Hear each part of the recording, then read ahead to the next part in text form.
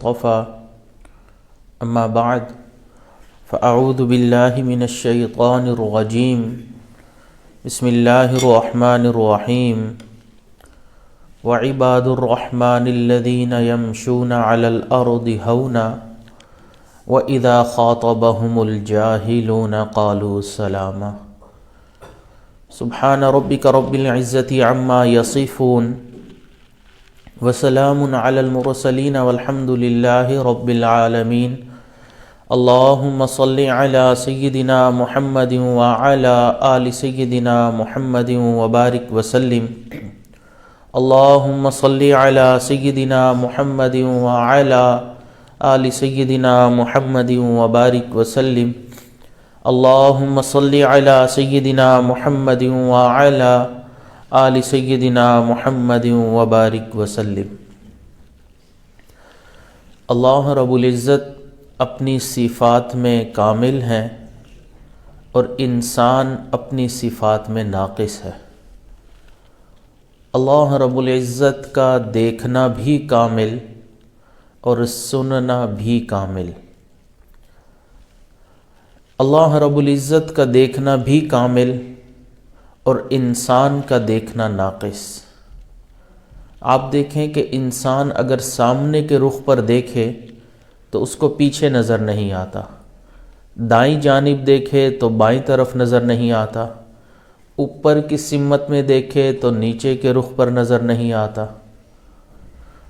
جبکہ اللہ رب العزت کا دیکھنا اتنا کامل ہے کہ اگر کوئی کالے رنگ کی چیونٹی ہو اور وہ کسی کالی چٹان کے اوپر چل رہی ہو، رات کے اندھیرے میں بھی اللہ رب العزت اس چیونٹی کے پاؤں کو بھی دیکھ رہے ہوتے ہیں۔ انسانوں کا سننا ناقص، اتنا ناقص کہ ایک وقت میں اگر کوئی دوسرا شخص بات کے درمیان اپنی بات شروع کر دے تو انسان ایک وقت میں دو لوگوں کی بات سمجھ نہیں سکتا۔ آپ نے کئی مرتبہ اس کا تجربہ کیا ہوگا کہ اگر آپ فون کے اوپر گفتگو کر رہے ہوں تو درمیان میں بچہ آپ سے آ کر بات کرنے لگ جائے تو آپ بچے کو کہتے ہیں کہ تھوڑی دیر صبر کرو، پہلے میں اس فون والے کی بات سن لوں پھر آپ کی سنتا ہوں۔ تو انسانوں کا سننا اتنا ناقص کہ ایک وقت میں دو لوگوں کی گفتگو نہیں سن سکتا، جبکہ اللہ رب العزت کا سننا اتنا کامل ہے کہ اگر آدم علیہ السلام سے لے کر قیامت تک آنے والا آخری انسان ایک میدان میں اکٹھے ہو جائیں اور اپنی اپنی مرضی کی اور من چاہی چیز کے بارے میں اللہ رب العزت سے دعا کریں تو اللہ رب العزت تمام انسانوں کی دعاؤں کو سنتے ہیں۔ تو اللہ رب العزت کا سننا اتنا کامل ہے۔ اللہ رب العزت اپنی صفات میں کامل ہے۔ اللہ رب العزت نے اپنی انہی صفات میں سے کچھ صفات انسانوں کو بھی عطا فرمائی ہیں، کچھ نعمتیں عطا فرمائیں، لیکن اب مسئلہ یہ بنا کہ جب یہ انسان اس دنیا میں آیا تو اس کو اپنے اوپر ان نعمتوں کو دیکھ کر تکبر ہونے لگا۔ یہ سمجھ بیٹھا کہ یہ میری اپنی نعمتیں ہیں، میرے اپنے گن ہیں، اور ان کے اوپر پھر یہ ناز کرنے لگا، تکبر میں مبتلا ہو گیا۔ اور اللہ رب العزت کو یہی بات انسان کے اندر پسند نہیں کہ میرا بندہ ہو، اس کو بندگی سجتی ہو، وہ بندگی کے بجائے تکبر میں مبتلا ہو جائے۔ آپ دیکھیں تکبر کہتے کس کو ہیں؟ یہ تکبر دل کی کیفیت کا نام ہے۔ ظاہر میں آپ کو تکبر نظر نہیں آئے گا۔ ممکن ہے کہ کوئی شخص بڑی گاڑی سے اتر رہا ہو اور اس کے دل میں تکبر نہ ہو، اور یہ بھی ممکن ہے کہ کوئی شخص پیدل چل رہا ہو اور اس کا دل تکبر سے بھرا ہوا ہو۔ تو یہ دل کی کیفیت کا نام ہے، اور تکبر کہتے ہیں اپنے آپ کو بڑا اور دوسروں کو چھوٹا سمجھنا۔ کہ میں ہوں، یہ جب میں انسان کے اندر آتی ہے تو پھر انسان کئی مرتبہ رب ذوالجلال کے لہجے میں بولنے لگ جاتا ہے، خدائی انداز میں گفتگو کرتا ہے۔ آپ دیکھیں کہ لکھنے والوں نے کیا لکھا، وہ آئے ہمارے ساتھ چلیں، ہم بدلتے ہیں رخ ہواؤں کے۔ اب ہواؤں کے رخ بدلنے والے تو اللہ رب العزت ہیں، لیکن جب انسان تکبر میں مبتلا ہوتا ہے، اتنا متکبر بن جاتا ہے کہ پھر وہ انسان خدائی لہجے میں گفتگو کرتا ہے۔ تم جانتے نہیں میں کون ہوں، میں تمہارا کیا حشر کروں گا، تمہاری نسلیں یاد رکھیں گی۔ یہ سب تکبرانہ انداز، اور اللہ رب العزت کو یہی انداز انسان کے اندر پسند نہیں ہے۔ اللہ تعالیٰ انسان کے اندر بندگی دیکھنا چاہتے ہیں، عاجزی دیکھنا چاہتے ہیں۔ حضرت ابوبکر صدیق رضی اللہ تعالی عنہ اس امت میں انبیاء کرام کے بعد افضل ترین انسان ہے۔ افضل البشر بعد الانبیاء بالتحقیق سیدنا ابوبکر صدیق سب سے افضل ترین انسان ہیں، لیکن عاجزی ان کے اندر کیسی کمال کی تھی کہ نبی علیہ الصلوۃ والسلام نے ان کے بارے میں ارشاد فرمایا، من اراد ان ينظر الى المیت یمشی علی الارض فلینظر الى ابن ابی قحافہ۔ کوئی شخص زمین کے اوپر چلتی ہوئی زندہ لاش کو دیکھنا چاہے، وہ ابن ابی قحافہ کے بیٹے ابو بکر کو دیکھ لے۔ اس سے اندازہ لگائیں کہ بندگی اللہ رب العزت کو پسند ہے، تکبر پسند نہیں ہے۔ اللہ تعالیٰ چاہتے ہیں میرا بندہ عاجز ہو جائے۔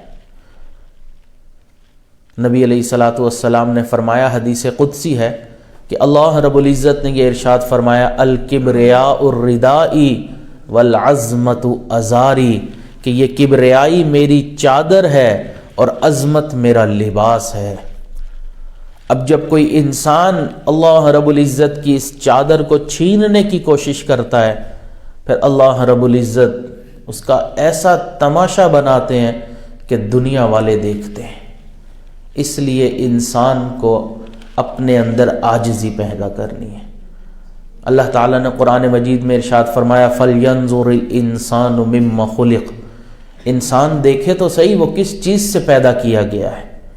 اگر ہم اپنی تخلیق کے اوپر، اپنے آپ کے اوپر، اپنی ابتدا کے اوپر ہی غور کر لیں تو وہیں پر ہمارا تکبر ختم ہو جائے۔ اور یہی تو اللہ رب العزت نے قرآن مجید میں ہمیں بتایا کہ تم دیکھو تو صحیح تم پیدا کس طرح ہوئے ہو۔ ایک ناپاک قطرہ ہے جس سے تم پیدا کیے گئے، اور آج تم اتنے بڑے بڑے بول بولنے لگ گئے۔ حضرت والد صاحب فرمایا کرتے ہیں کہ انسان کو چاہیے کہ خود ہی اپنے اندر سے تکبر کو ختم کر لے، عاجزی کو پیدا کر لے، ورنہ جس کے تکبر کو رب ذوالجلال ختم فرماتے ہیں اس کا تماشا دنیا والے دیکھا کرتے ہیں۔ بڑے بڑے متکبر انسان اس دنیا میں آئے، ہم سوچ بھی نہیں سکتے کہ کس کس انداز میں انہوں نے تکبر کیا، لیکن اللہ رب العزت نے ایسا حشر کیا کہ قیامت تک کے لیے عبرت کا نشان بنا دی۔ کذالک یطبع اللہ علی کل قلب متکبر جبار۔ اللہ تعالیٰ دل پر ایسی مہر لگا دیتے ہیں کہ انسان کو پھر توبہ کی توفیق بھی نہیں نصیب ہوتی۔ اللہ رب العزت نے حکم فرمایا کہ میرے آدم علیہ السلام کو سجدہ کرو، سارے فرشتے سجدے میں گر گئے الا ابلیس۔ ابلیس نے سجدہ نہیں کیا، کیوں؟ قرآن بتاتا ہے کہ اس نے سجدہ کیوں نہیں کیا، ابا واستکبر، اس نے تکبر کیا۔ اور تکبر کرنے کی وجہ کیا تھی؟ انا خیر من، میں بہتر ہوں، خلقتنی من نار وخلقتہ من طین، مجھے آگ سے پیدا کیا گیا ہے اور ان آدم کو مٹی سے پیدا کیا گیا ہے۔ تو تکبر کیا، اللہ رب العزت نے اپنے دربار سے اس کو باہر نکال دیا اور فرمایا کہ قیامت تک کے لیے تیرے اوپر لعنتیں برسا دی گئی ہیں۔ تو انسان تکبر کرے تو اللہ رب العزت پھر اپنے دربار سے اس کو نکال دیتے ہیں۔ تو اگر کوئی انسان متکبر بن جائے پھر وہ یہ سوچے کہ میں اللہ رب العزت کی رضا حاصل کر لوں گا، این خیالست محالست جنو، یہ پھر مجنون لوگوں کا خیال ہے۔ ابو جہل اتنا متکبر انسان تھا کہ حضرت عبداللہ ابن مسعود امام الفقہاء رضی اللہ تعالیٰ عنہ 6 نمبر پر اسلام لے کر آئے، ظاہراً چھوٹے قد کے تھے۔ ان کو جب دیکھتا تو کہا کرتا تھا رویع الغنم، چھوٹا سا چرواہا، رویع الغنم کہا کرتا تھا، کیونکہ اپنے اندر ایسا تکبر تھا کہ کسی دوسرے کو انسان ہی نہیں سمجھتا تھا۔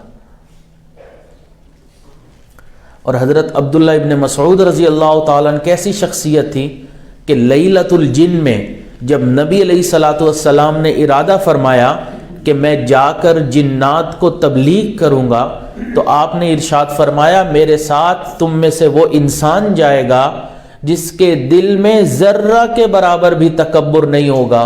عبداللہ ابن مسعود رضی اللہ تعالیٰ عنہ کھڑے ہوئے اور نبی علیہ الصلوۃ والسلام ان کو اپنے ساتھ لے کر گئے۔ آپ صلی اللہ علیہ وسلم نے مہر لگا دی کہ واقعی ابن مسعود کے دل میں ذرہ کے برابر بھی تکبر نہیں۔ ایسے انسان کو وہ کہا کرتا تھا رویع الغنم، چھوٹا سا چرواہا۔ اب اس تصویر کا دوسرا رخ دیکھیے۔ غزوہ بدر میں جب مسلمان اور کفار آمنے سامنے آئے تو 2 بچوں نے ابو جہل کو نیچے گرا لیا گھوڑے سے، تو اب ظاہری بات ہے اس کی گردن الگ کرنا کوئی آسان کام نہیں تھا، اس کو مار دینا آسان کام نہیں تھا۔ بچے چھوٹے تھے، تلواریں بڑی تھیں، زور اتنا نہیں تھا کہ زور لگا کر اس کو مار دیتے۔ تو نبی علیہ الصلوۃ والسلام تک بات پہنچی تو آپ نے اپنے ساتھیوں پر دیکھا تو آپ کے انتخاب کی نظر عبداللہ ابن مسعود پر پڑی۔ آپ نے فرمایا عبداللہ آپ جائیں اور ابو جہل کا کام تمام کر دیں۔ حضرت عبداللہ ابن مسعود رضی اللہ تعالیٰ عنہ تشریف لائے۔ وہ فرماتے ہیں کہ جب میں ابو جہل کے پاس گیا اور اس کو قتل کرنے لگا تو وہ مجھے کہنے لگا عبداللہ میری 2 باتیں سن لو۔ پہلی بات کہ پہلے دن تمہارے نبی کی جو نفرت میرے دل میں تھی آج بھی وہی نفرت موجود ہے، اور دوسری بات کہ میری گردن تھوڑی نیچے سے کٹ کرنا، تھوڑی نیچے سے کاٹنا، تاکہ جب باقی مقتولین کے ساتھ میری گردن رکھی جائے تو میری گردن ذرا بڑی نظر آئے۔ ایسا متکبر انسان تھا۔ اس لیے نبی علیہ الصلوۃ والسلام نے جب یہ سنا تو ارشاد فرمایا میرا فرعون موسیٰ کے فرعون سے بھی بڑا فرعون تھا۔ کیوں؟ حضرت موسیٰ علیہ السلام کا جو فرعون تھا جب وہ سمندر میں غرق ہونے لگا تو اس وقت اس نے کہا تھا آمنت برب موسیٰ و ہارون، میں موسیٰ اور ہارون کے رب پر ایمان لاتا ہوں۔ مرتے وقت توبہ کرنا چاہ رہا تھا لیکن توبہ کا دروازہ بند ہو چکا تھا۔ یہ ایسا متکبر انسان تھا کہ مرتے وقت بھی کہہ رہا ہے میری گردن نیچے سے کاٹنا۔ تو جب انسان میں تکبر آ جاتا ہے تو انسان اتنا آگے نکل جاتا ہے کہ انسان حیران ہوتا ہے کہ واقعی انسان بھی اتنا متکبر بن سکتا ہے۔ تو اللہ رب العزت عاجزی دیکھنا چاہتے ہیں۔ نبی علیہ الصلوۃ والسلام نے ارشاد فرمایا من تواضع للہ رفعہ اللہ، جس نے اللہ کے لیے تواضع اختیار کی، جو اللہ کے لیے عاجزی اختیار کرے گا، اپنے اندر عاجزی کو پیدا کرے گا، اللہ تعالیٰ پھر اس کو اوپر اٹھائیں گے، اس کے درجات کو بلند فرمائیں گے۔ من تواضع للہ رفعہ اللہ، پھر اس کو بلندیاں عطا ہوں گی۔ حضرت والد صاحب ایک بہت پیارا جملہ یہاں ارشاد فرمایا کرتے ہیں، فرماتے ہیں جو انسان یہ چاہتا ہے کہ میں بڑا بن جاؤں، جو انسان یہ چاہتا ہے میں بڑا بن جاؤں، اس کو چاہیے کہ وہ چھوٹا بن جائے۔ تو جو بھی چھوٹا بنتا ہے اللہ اس کو بلندیاں عطا فرماتے ہیں۔ آپ دیکھیں حضور انور صلی اللہ علیہ وسلم جب دین کی تبلیغ کے لیے، دین کی دعوت دینے کے لیے طائف میں تشریف لے گئے تو وہاں کے لوگوں نے آپ صلی اللہ علیہ وسلم کے ساتھ کیا کیا سب کو معلوم ہے۔ چند اوباش لڑکوں کو پیچھے لگا دیا جنہوں نے نبی علیہ الصلوۃ والسلام کو پتھر مارے۔ آپ صلی اللہ علیہ وسلم کی پنڈلیوں پر پتھر لگے، خون بہنے لگ گیا، جوتے مبارک پورے خون سے بھر گئے۔ ایک باغ میں آپ صلی اللہ علیہ وسلم آئے اور وہاں پر تھوڑی دیر رکے، فرشتے بھی آ گئے کہ اللہ کے محبوب آپ ہاتھ اٹھائیے، ان کے لیے بد دعا فرمائیے، ہم ابھی پوری بستی کو نیست و نابود فرما دیں گے۔ لیکن آپ صلی اللہ علیہ وسلم نے بد دعا نہیں فرمائی، بس اتنا فرمایا، اللہم اہدنی قومی فإنہم لا یعلمون، اللہ میری قوم کو ہدایت عطا فرما، یہ مجھے نہیں پہچانتی۔ اور اس کے بعد آپ صلی اللہ علیہ وسلم نے جو الفاظ میں دعا مانگی، انتہائی عاجزی کے ساتھ آپ نے فرمایا، اللہم انی عبدک، اللہ میں تیرا بندہ ہوں، وابن عبدک، اللہ تیرے بندے کا بیٹا ہوں، وابن امتک، اللہ تیری بندی کا بیٹا ہوں، ناصیتی بیدک، اللہ میری پیشانی تیرے قبضہ قدرت میں ہے، قاضٍ فی حکمک، اللہ میرے بارے میں آپ ہی کا فیصلہ چلتا ہے، عدل فی قضاؤک، اللہ آپ جو فیصلہ فرمائیں وہ انصاف پر مبنی ہوگا۔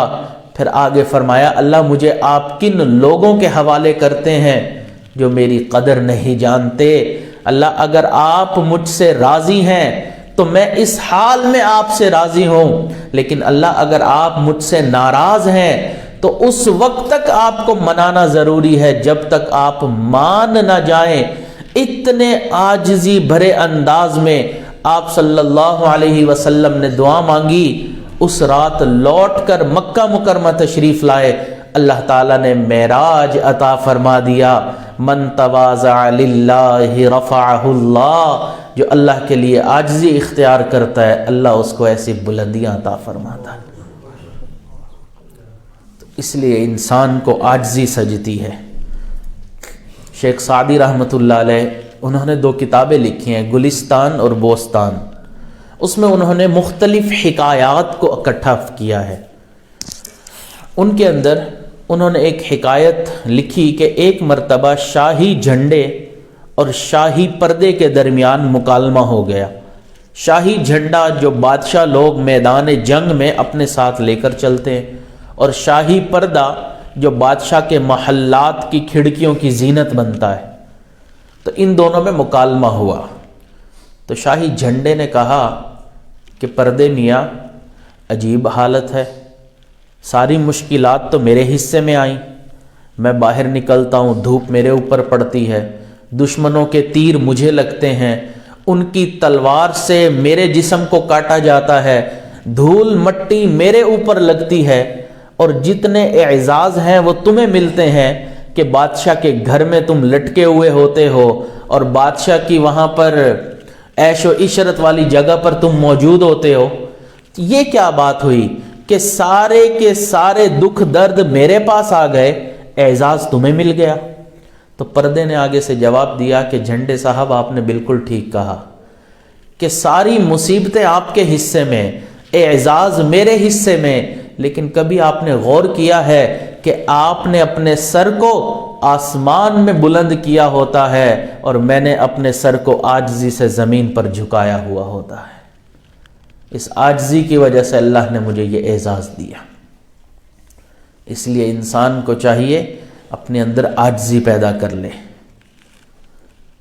آپ دیکھیں کہ انسان کے جسم میں سب سے اونچا جو عضو ہے وہ اس کا سر ہے، اور سب سے نیچے اس کے پاؤں ہوتے ہیں۔ جب انسان تکبر کرتا ہے اور اللہ اس کا تکبر توڑنا چاہتے ہیں تو اسی سر کے اوپر جوتے لگواتے ہیں، لیکن جب اللہ اعزاز دینا چاہتے ہیں تو چونکہ پاؤں نیچے ہوتے ہیں، ان کے اندر عاجزی ہوتی ہے، انہی قدموں پر لوگ اپنی پگڑیاں بھی رکھ دیا کرتے ہیں۔ سر میں تکبر ہوتا ہے، پاؤں میں عاجزی ہوتی ہے۔ اس لیے اپنے آپ کو انسان مٹا دے، اپنے اندر عاجزی کو پیدا کر لے۔ اب سوال یہ پیدا ہوتا ہے کہ انسان کے اندر تکبر پیدا کیوں ہوتا ہے؟ کیا اسباب ہیں جن کی وجہ سے انسان کے اندر تکبر پیدا ہوتا ہے؟ تو سب سے پہلا سبب مال و دولت کی وجہ سے انسان میں تکبر آ جاتا ہے۔ انسان جب 4 پیسے کما لیتا ہے، کچھ مال و دولت اس کے پاس آ جاتی ہے، وہ پھر تکبر میں مبتلا ہو جاتا ہے، وہ پھر دوسرے لوگوں کو، دوسرے انسانوں کو انسان بھی نہیں سمجھتا ہے کہ میرے پاس پیسہ ہے، میں دنیا کی ہر چیز خرید سکتا ہوں. تو اس وجہ سے پھر اس کے اندر تکبر آتا ہے. اور بعض اوقات یہ مال ایسا تکبر میں مبتلا کرتے ہیں، انسان کا دماغ خراب کرتے ہیں کہ انسان حیران ہوتا ہے. ایک علاقے میں ایک شخص نے بہت پیسہ کمایا بیرون ملک میں، پھر واپس آیا تو ایک دن اپنے دوستوں کے درمیان کہنے لگا کہ میں نے اتنا پیسہ کما لیا ہے کہ اب تو اللہ بھی چاہے مجھے 3-4 سال تک غریب نہیں کر سکتا. جی ہاں، جب تکبر آتا ہے انسان پھر ایسے بولتا ہے. بس اس نے یہ بولنے تھے، اگلے 6 مہینے کے اندر ایسا اس کے اوپر ڈاؤن فال آیا کہ اس کو اپنا ذاتی گھر بھی بیچنا پڑ گیا. پھر اللہ اپنی اوقات اس انسان کی یاد دکھا دیتے ہیں اس کو. ایک مرتبہ کچھ لوگ آپس میں دوست بات چیت کر رہے تھے ایک چوراہے پر کھڑے ہو کر. تو وہاں پر ایک بات چیت کے دوران ایک دوست نے کہا کہ یار مجھے سمجھ نہیں آتی کہ پیسہ کیسے کمایا جائے، کہاں سے آئے گا، بہت پریشانی ہے، پیسوں کی کمی کی وجہ سے مسائل ہیں زندگی میں. تو بات چیت ہوتی رہی. اس میں سے ایک دوست تھا جو کئی 100 مربوں کا مالک تھا. تو اس نے جب یہ بات سنی تو اس نے یہ الفاظ کہے کہ تم پریشان رہتے ہو کہ آئے گا کہاں سے، میں پریشان ہوتا ہوں کہ لگاؤں گا کہاں پر. میری تو 7 پشتوں کو بھی کمانے کی ضرورت نہیں ہے. یہ اس نے الفاظ کہہ دیا، بات آئی گئی ہو گئی. ایک ہی بیٹا تھا، غلط راستے پر لگ گیا. ایسا اس نے اپنی باپ کی دولت کو نچھاور کیا لوگوں کے اوپر کہ اگلے چند سالوں کے بعد اسی چوک پر جہاں کھڑے ہو کر اس کے باپ نے کہا تھا میری 7 نسلوں کو بھی کمانے کی ضرورت نہیں، اس کا اپنا بیٹا کھڑے ہو کر بھیک مانگا کرتا تھا. تو جب مال آتا ہے تو انسان کے اندر تکبر بھی آ جایا کرتا ہے. حالانکہ اس مال و دولت کی، اس دنیا کی اللہ رب العزت کی نظر میں کوئی حیثیت، کوئی ویلیو نہیں ہے. نبی علیہ الصلوۃ والسلام نے فرمایا کہ اگر یہ دنیا کی اللہ رب العزت کے ہاں مچھر کے پر کے برابر بھی کوئی قیمت ہوتی تو اللہ تعالیٰ کسی غیر مسلم کو پینے کے لیے پانی بھی نہ عطا فرماتے. اللہ کے ہاں اتنی بھی قدر و قیمت نہیں ہے اس دنیا کی، اور ہم اسی دنیا کے اوپر تکبر کر رہے ہوتے ہیں. ہمیں ہوتا ہے کہ اگر ہمارے پاس 100 آیا ہے تو 200 ہو جائے، 200 آیا ہے تو 300 ہو جائے. ہرس بڑھتی رہتی ہے. دنیا کی ہرس کبھی ختم نہیں ہوگی. اگر آپ یہ سوچتے ہیں، مثال کے طور پر اگر آپ سوچیں کہ میرے پاس 1 ملین ہو جائیں ڈالر تو میں اس کے بعد نہیں کماؤں گا، پھر میں نیک بن جاؤں گا، دین میں لگ جاؤں گا، کبھی بھی نہیں ہوگا. آپ کے پاس 1 ملین آئیں گے، آپ سوچیں گے کاش 1 ملین اور مل جائے. یہ ہرس بڑھتی رہتی ہے، بڑھتی ہی رہتی ہے. نبی علیہ الصلوۃ والسلام نے فرمایا کہ دنیا کی ہرس کرنے والے کی مثال ایسی ہی ہے کہ اگر اس کو سونے سے بھرا ہوا جنگل دے دیا جائے تو وہ خواہش کرے گا کاش اسی طرح کا ایک جنگل اور مل جائے. تو اس لیے دنیا کے طالب کا پیٹ فقط قبر کی مٹی بھر سکتی ہے اور کوئی چیز نہیں بھر سکتی. یہاں ایک حکایت یاد آ گئی، تھوڑی سی ہنسی والی بھی ہے، لیکن عرض کر دوں کہ دنیا کا طالب کس طرح کا ہوتا ہے. ایک اللہ والے جا رہے تھے، ان کے پیچھے ایک نوجوان چل پڑا. حکایت ہے، صحیح ہے یا نہیں اللہ جانے، لیکن یہ ہے کہ ہمارے ٹاپک سے ذرا میچ کھاتی ہے کہ دنیا کا طالب کیسا ہوتا ہے، تو اس لیے عرض کر رہا ہوں. اب وہ نوجوان پیچھے چلتا گیا. اب چاروں طرف پہاڑوں کا سلسلہ تھا. تو ان اللہ والوں نے پوچھا کہ بھئی تم میرے پیچھے کیوں آ رہے ہو؟ حضرت بہت غریب ہوں، کھانے پینے کو کچھ نہیں، تو آپ کوئی ایسی کرامت کر دیجئے کہ مجھے کچھ پیسے مل جائیں اور کچھ مال و دولت ہاتھ آ جائے تو میں اللہ کا شکر ادا کروں. تو انہوں نے ایک پہاڑ کی طرف یوں انگلی سے اشارہ کیا تو پہاڑ سونے کا بن گیا. انہوں نے فرمایا یہ لو تم اس کے اوپر گزارا کرو، اللہ کی عبادت کرو۔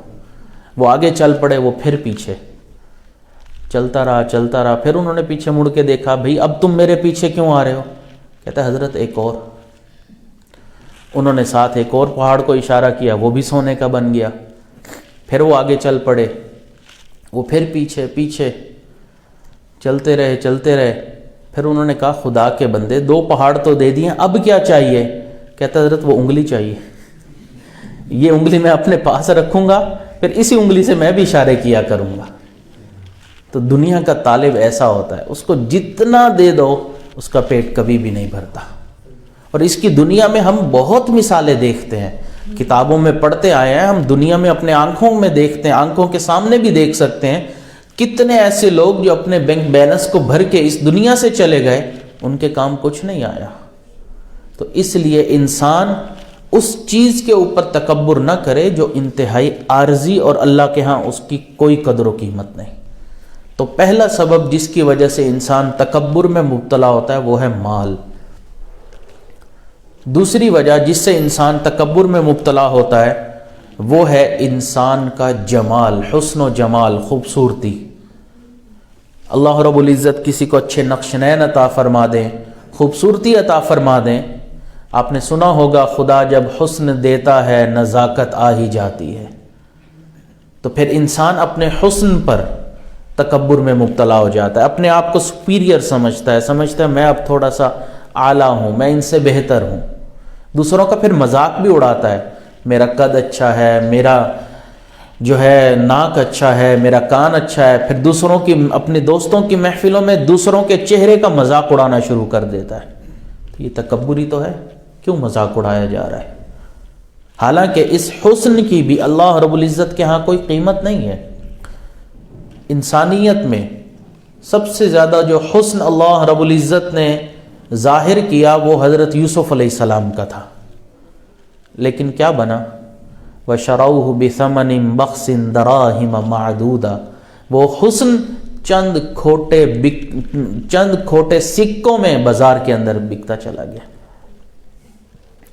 اب میں ہوں، میری یاد کی راتیں ہیں خدا ہے، میں ہوں، میری یاد کی راتیں ہیں خدا ہے، یہ کہیں دور سے گرتے ہوئے پتے کی صدا ہے، وہ حسن ہی تھا جس نے یوسف کو بکایا، ورنہ منڈی میں کبھی پیغمبر بھی بکا ہے۔ تو اللہ رب العزت کے ہاں حسن و جمال کی کوئی اہمیت نہیں ہے، لیکن انسان میں تکبر پیدا کر دیتا ہے۔ تیسرا سبب جس سے انسان کے اندر تکبر پیدا ہوتا ہے وہ ہے حسب اور نسب۔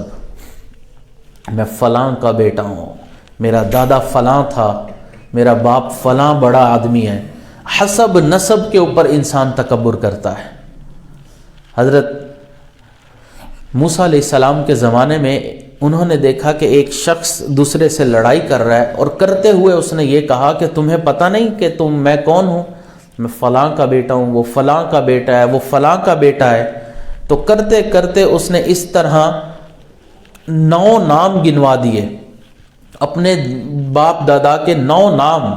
اللہ تعالیٰ نے وحی فرمائی میرے پیارے موسیٰ علیہ السلام اس کو بتا دو کہ ان 9 کا حشر تو جہنم میں ہو رہا ہے، تم بھی اب اسی راستے پر چل رہے ہو۔ تو انسان اپنے حسب نسب کے اوپر تکبر کرتا ہے، حالانکہ نبی علیہ الصلوۃ والسلام نے فرمایا کہ دین کے اندر حسب نسب کی کوئی اہمیت نہیں ہے، کالے گورے کی کوئی اوقات نہیں، سب برابر ہیں۔ اللہ رب العزت تقوی کو دیکھتے ہیں۔ اللہ تعالیٰ قرآن مجید میں ارشاد فرماتے ہیں یا ایھا الناس انا خلقناکم من ذکر و انثی وجعلناکم شعوبا وقبائل لتعارفوا، اے انسانوں ہم نے تمہیں ایک مرد اور ایک عورت سے پیدا کیا، اور ہم نے تمہیں مختلف قبائل کی صورت میں پوری دنیا میں پھیلا دیا، اس لیے یہ تعارف کے لیے ہے، لتعارفوا، تاکہ تم تعارف کر سکو۔ اس لیے نہیں ہے کہ انسان تکبر کرے۔ ان اکرمکم عند اللہ اتقاکم، اللہ کے ہاں وہی معزز انسان ہے، اسی کا اکرام ہے جو تقوی اختیار کرنے والا ہے، گناہوں سے بچنے والا ہے۔ تو اس لیے انسان حسب نسب کے اوپر تکبر نہ کرے۔ ایک مرتبہ حضرت بلال رضی اللہ تعالیٰ عنہ تشریف لائے اور انہوں نے آ کے عرض کیا، اے اللہ کے محبوب، مجھے حضرت ابو ذر غفاری جو بنو غفار قبیلے کے سردار تھے، انہوں نے فرمایا یا ابن السودا، اے کالی عورت کے بیٹے۔ تو مجھے پسند نہیں آیا یہ جملہ ان کی طرف سے۔ تو نبی علیہ الصلوۃ والسلام نے جب یہ سنا تو اتنے میں حضرت ابو ذر غفاری بھی تشریف لے آئے۔ تو نبی علیہ الصلوۃ والسلام نے فرمایا، ابو ذر آپ نے بلال کو ایسی بات کہی؟ تو انہوں نے کہا، اے اللہ کے نبی مجھ سے یہ غلطی ہو گئی ہے۔ تو نبی علیہ الصلوۃ والسلام نے فرمایا کہ ابو ذر، آپ وہ شخص ہیں جس کے اندر ابھی بھی وہ باتیں موجود ہیں جو جاہلیت والی ہیں۔ دین اسلام کارے گورے کا کوئی لحاظ نہیں کرتا ہے۔ جیسے ہی یہ فرمایا، چونکہ اندر عاجزی تھی نا، تکبر نہیں تھا، فوراً وہیں لیٹ گئے، فرمانے لگے، بلال جب تک آپ میرے رخسار پر اپنے قدم نہیں رکھیں گے میں یہاں سے نہیں ہلوں گا۔ حالانکہ قبیلے کے سردار تھے، لیکن سمجھتے تھے کہ نہیں، یہ جو میں قبیلے کا سردار ہوں اس کے اوپر تکبر نہیں چلے گا۔ حضرت عمر رضی اللہ تعالیٰ عنہ مسجد نبوی میں تشریف لائے، کیا دیکھا کہ مال و پیسہ اور سونے کے انبار لگے ہوئے ہیں۔ ظاہری بات ہے کیسر و کسریٰ کی سلطنتیں فتح ہو رہی تھی، تو مال غنیمت بہت مقدار میں آیا۔ تو حضرت عمر رضی اللہ تعالیٰ نے دیکھا تو فوراً ممبر پر چڑھے اور فرمانے لگے، عمر تو اس عورت کا بیٹا ہے کہ تیری ماں بھوک کی حالت میں کچا گوشت چبایا کرتی تھی، اس کے پاس کھانے کو کچھ اور نہیں ہوا کرتا تھا۔ بس یہ جملہ کی فرمایا اور نیچے اتر آئے۔ حضرات صحابہ کرام یا تابعین جو تھے انہوں نے پوچھا کہ حضرت آپ ممبر پر چڑھے کچھ گفتگو کرنے کے لیے، آپ نے فقط یہ جملہ ارشاد فرمایا، نیچے اتر آئے، اس کی کیا وجہ ہے؟ انہوں نے فرمایا کہ جب میں نے ادھر ادھر نظر ڈالی، میں نے دیکھا کہ اتنی فتوحات ہو رہی ہیں، اتنا مال غنیمت، تو میں نے اپنے نفس کو لگام ڈالنی تھی کہ کہیں تکبر میں مبتلا نہ ہو جائے، تو میں نے ایسی بات کر دی جس سے میرا نفس اپنی اوقات کے اوپر آ جائے گا۔ اس لیے انسان سرداری کے اوپر، اپنے سٹیٹس کے اوپر تکبر نہ کرے کہ میرا حسب اور نسب اتنا بڑا ہے، میں خود اتنا بڑا ہوں۔ نبی علیہ الصلوۃ والسلام نے حضرت فاطمہ الزہرا رضی اللہ تعالیٰ عنہ کو فرمایا، فاطمہ اپنی نجات کے اسباب خود پیدا کرنا، نیک اعمال کر لینا، محمد صلی اللہ علیہ وسلم کی بیٹی ہونا اللہ کے عذاب سے نہیں بچا سکتا۔ وہ جنتی عورتوں کی سردار ہیں، پھر بھی اللہ کے محبوب ان کے یہی فرما رہے ہیں، اور ہمارے پاس اعمال بھی کچھ نہیں اور ہم اس کے اوپر تکبر کر رہے ہوتے ہیں۔ تکبر پیدا ہونے کی جو چوتھی وجہ ہے وہ ہے انسان کا علم۔ دنیاوی علم تکبر ہی پیدا کرتا ہے، لیکن بعض اوقات دینی علم بھی انسان کے اندر تکبر پیدا کر دیتا ہے۔ علم کے اندر اٹھان ہوتی ہے، یہ اوپر کی طرف لے جاتا ہے۔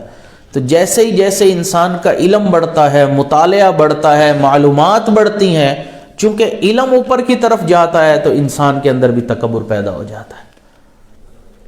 انسان پھر اپنے علم کے اوپر ناز کرتا ہے کہ میں اتنا بڑا عالم ہوں، اتنا بڑا مفتی ہوں، اس کے اوپر متکبر ہو جاتا ہے۔ حدیث مبارکہ سے ہمیں اس بات کی دلیل ملتی ہے۔ بخاری شریف کی روایت ہے کہ قیامت والے دن اللہ رب العزت 3 لوگوں کو جہنم کا ایندھن بنائیں گے۔ دیکھیں، ایک ہوتا ہے کہ جہنم میں سب سے پہلے کس کو ڈالا جائے گا، وہ الگ بحث ہے۔ جہنم کا ایندھن بنانے کا مطلب کہ جن کے اوپر جہنم کی آگ بھڑکائی جائے گی۔ جیسے چولہا جلانا ہو تو لکڑیاں ڈالتے ہیں، کیونکہ لکڑیاں ایندھن ہوتی ہیں، تو وہ 3 لوگ ایندھن بنیں گے۔ وہ کون 3 لوگ ہوں گے؟ ایک فرمایا شہید ہوگا۔ کیوں؟ کیونکہ وہ اس لیے شہادت اس نے پائی کہ لوگ کہیں گے کہ کتنا بہادر ہے، لوگ اس کی بہادری کی تعریف کریں گے۔ دوسرا سخی انسان ہوگا کہ دنیا میں سخاوت اس لیے کرتا تھا کہ لوگ میری واہ واہ کریں گے۔ اور تیسرا فرمایا عالم ہوگا۔ کیوں؟ تاکہ لوگ کہیں گے کہ کتنا بڑا عالم ہے، کتنا علم ہے اس کے پاس۔ اس تکبر کی وجہ سے اس عالم کو بھی جہنم کے اندر ڈالا جائے گا۔